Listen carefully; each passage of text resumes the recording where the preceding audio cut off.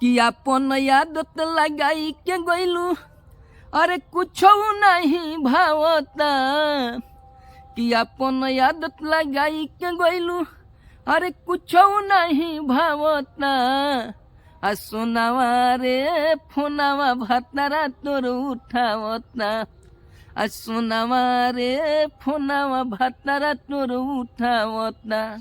इतने ना जानता रुका कहता लइकवा कहता लइके जानता रुका कहता आ पूछो तो नइखे बात बिना पूछले उ गरियावता।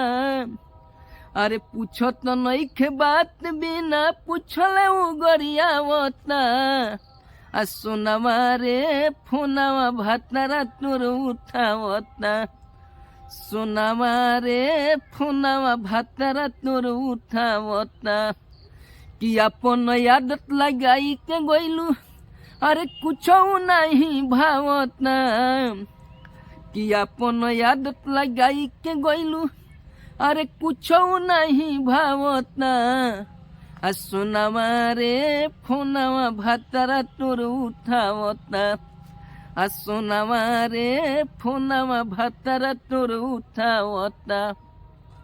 लइका कहता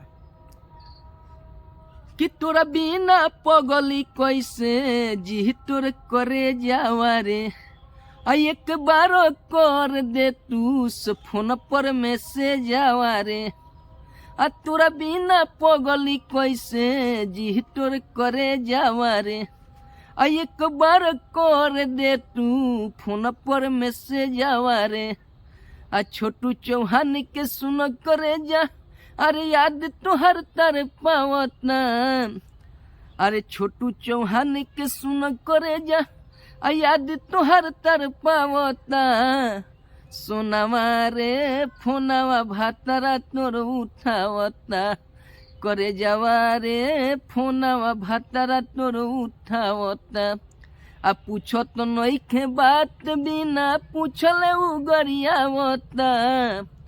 अरे पूछो तो नइखे बात बिना पूछले उ गरियावता सोनावा रे फोनावा भतरा तोर उठावता करे जावा रे फोनावा भतरा तोर उठावता।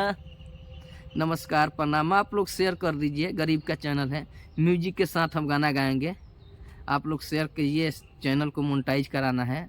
आप लोग के एक शेयर से हमारा लाइव बन जाएगा। भैया प्लीज़ शेयर कीजिए और सब्सक्राइब कीजिए। गरीब का चैनल है, गरीब का चैनल कोई सब्सक्राइब नहीं करता है।